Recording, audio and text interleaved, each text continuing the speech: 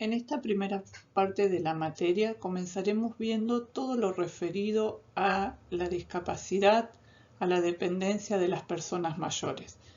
También estaremos viendo el modelo teórico social y aspectos sociales económicos que influyen en la etapa de la vejez.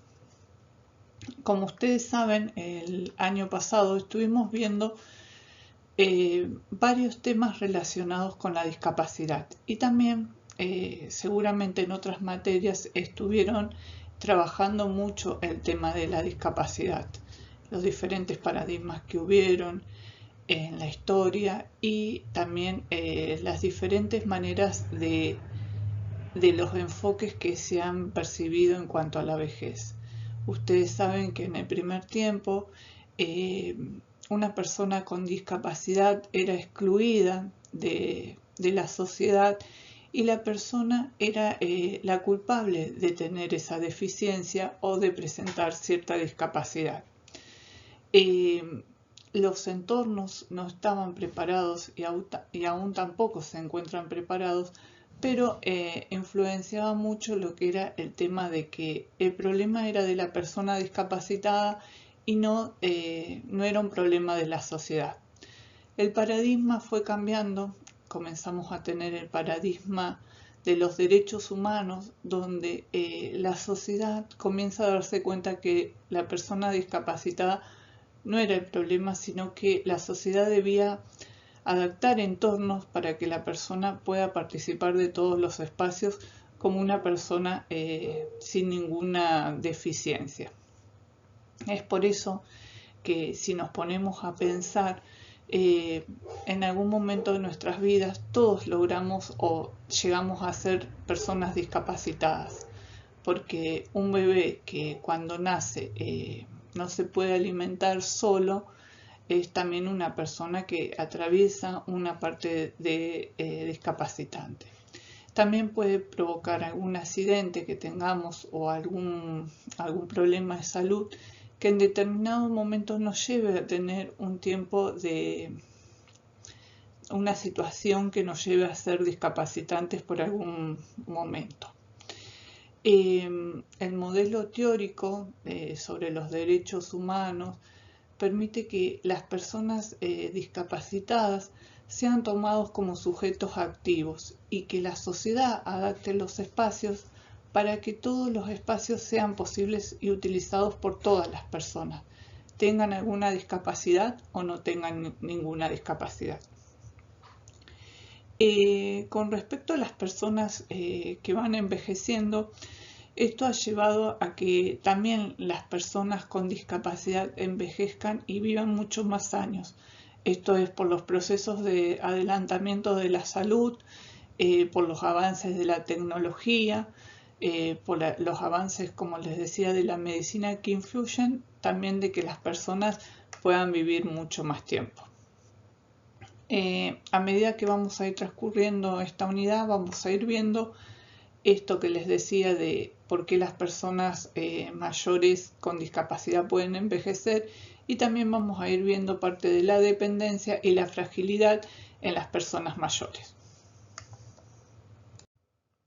Como hemos estado viendo en el transcurso del cuatrimestre anterior, donde hemos estado viendo que el proceso de envejecimiento es cada vez más, donde cada vez conviven en nuestra sociedad personas que tienen muchos más años, donde la edad cronológica cada vez se va extendiendo más y vemos que a nuestro alrededor cada vez hay personas mayores eh, con buena calidad de vida.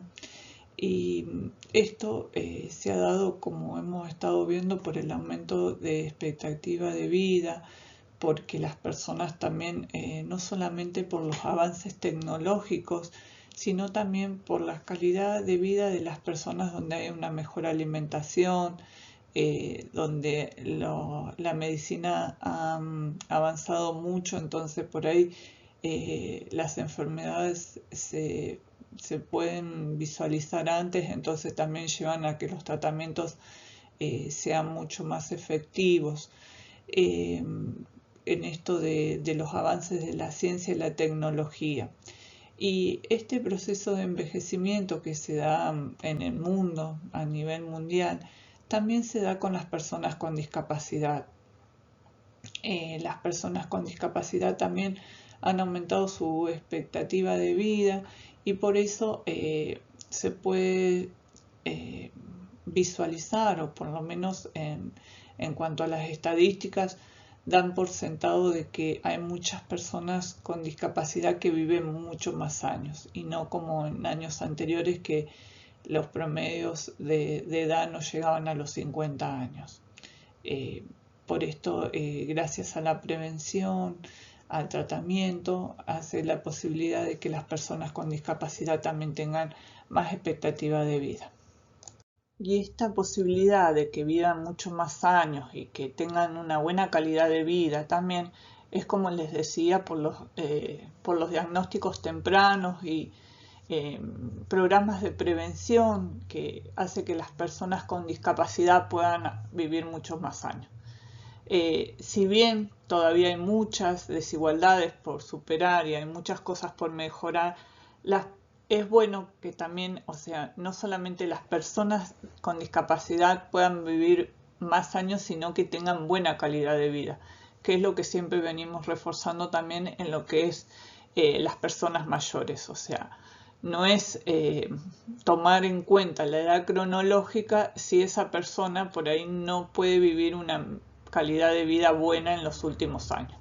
Lo mismo sucede con las personas con discapacidad. Se hacen muchas cosas, se mejoran muchos servicios, pero aún todavía falta.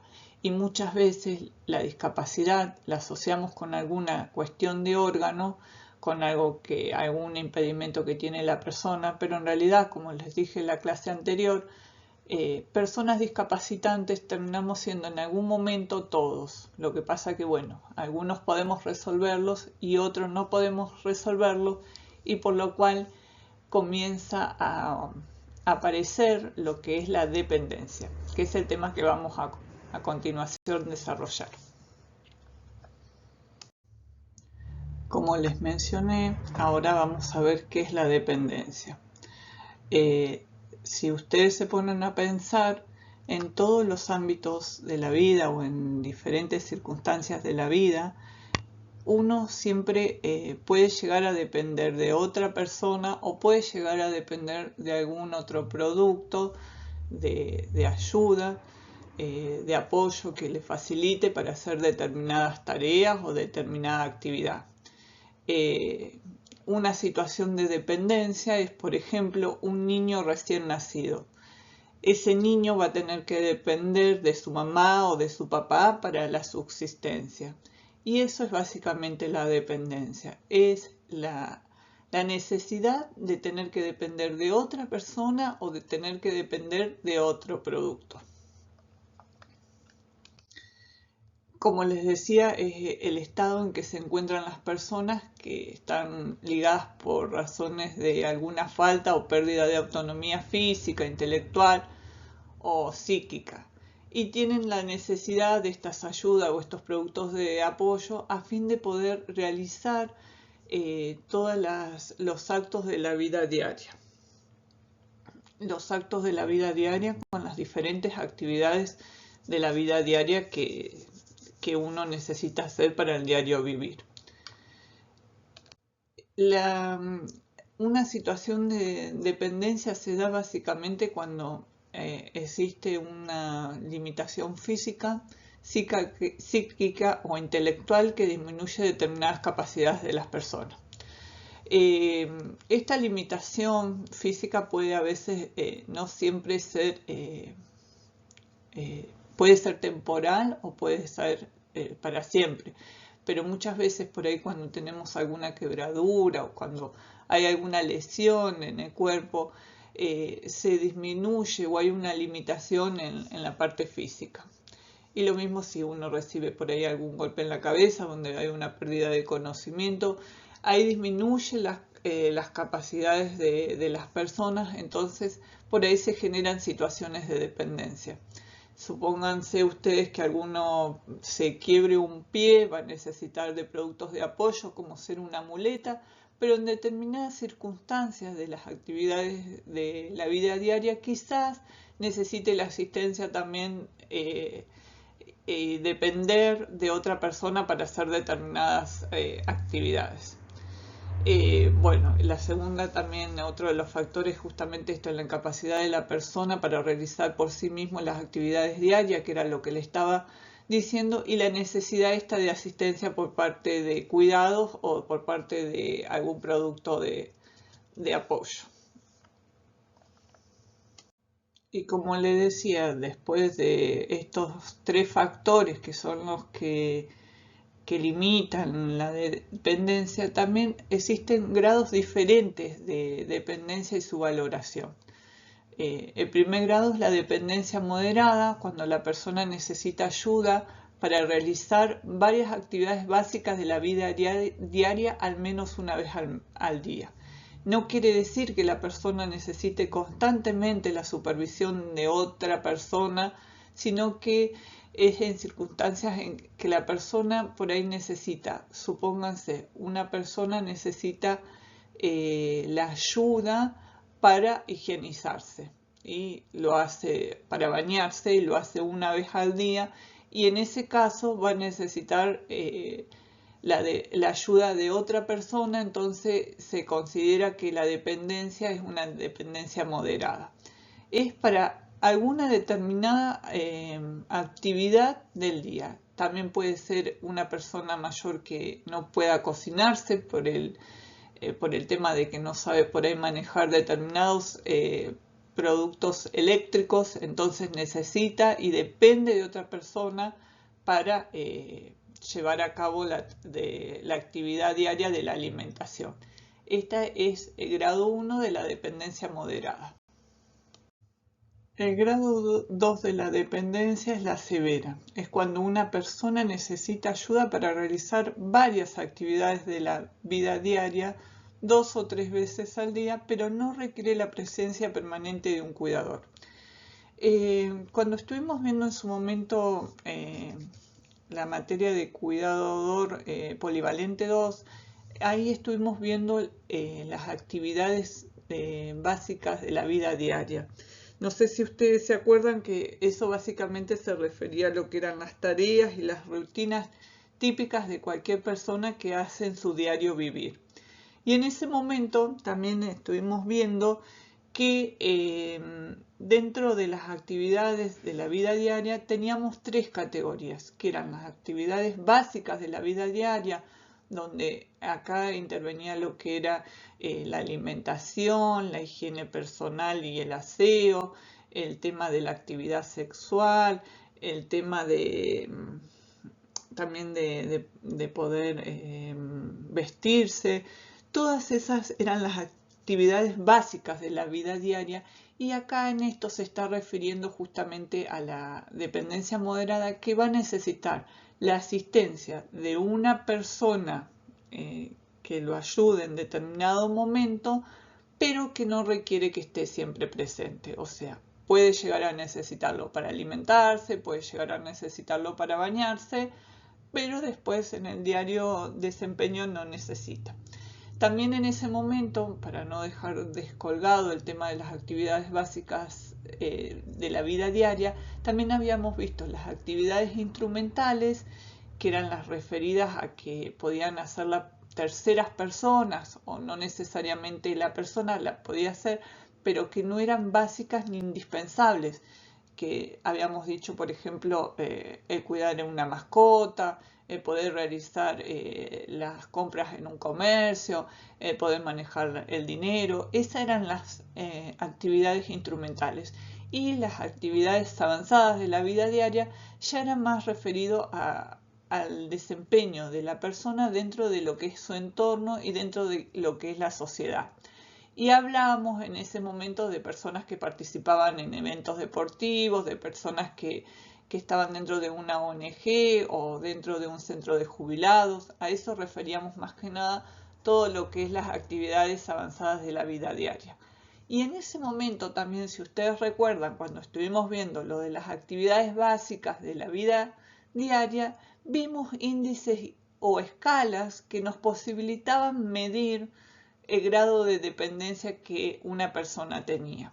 Por ahí, si recuerdan y si buscan en sus apuntes anteriores, van a encontrar estas cosas, que es como volver a saber hasta qué grado de dependencia una persona necesita, si es severa o si depende totalmente de uno, o si solamente necesita para determinadas actividades.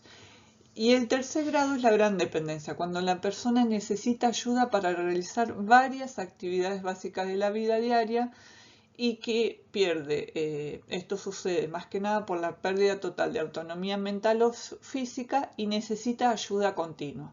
Como sé, por ejemplo, cuando hay un cuidador como ustedes que está a las 24 horas o cumple determinadamente un día entero o tiene un régimen que se combinan con otros cuidadores para que la persona tenga una asistencia completa. El caso, por ejemplo, de una persona con Alzheimer podría ser este caso, donde la persona tiene una gran dependencia y necesita la ayuda de personas de manera continua.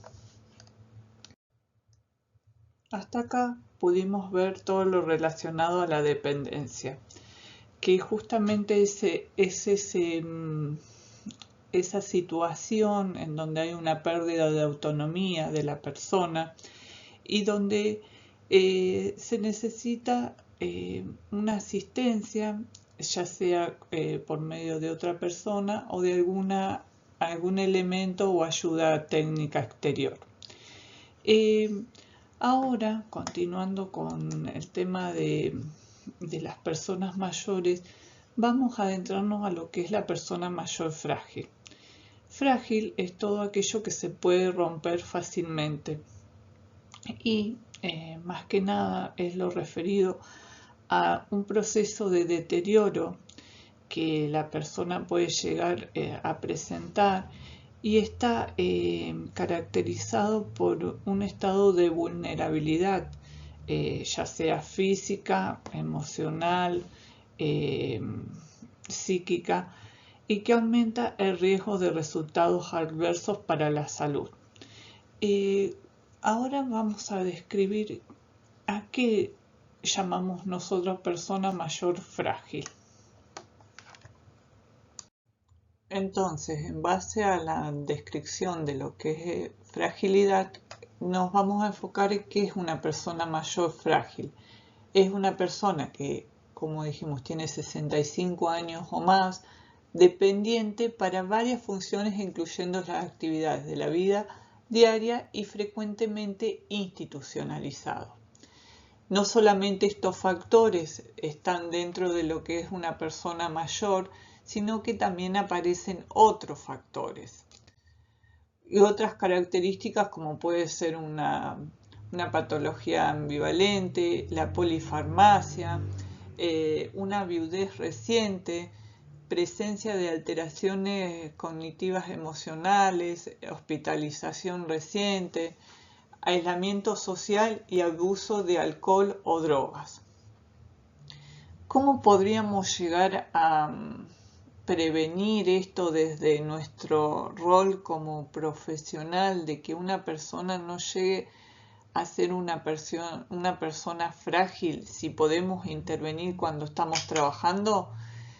Es esto de poder trabajar en el diario vivir con las personas, de hacer promoción de hábitos saludables, como hacer ejercicio, como tener un buen descanso, evitar el consumo, esto de que les decía, de drogas, de tabaco, si también intervenir para que, si detectamos alguna anomalía en su diario desenvolvimiento, mencionarle de que se haga estudios médicos y control de seguimiento ante alguna alteración que se vea por ahí que no es normal.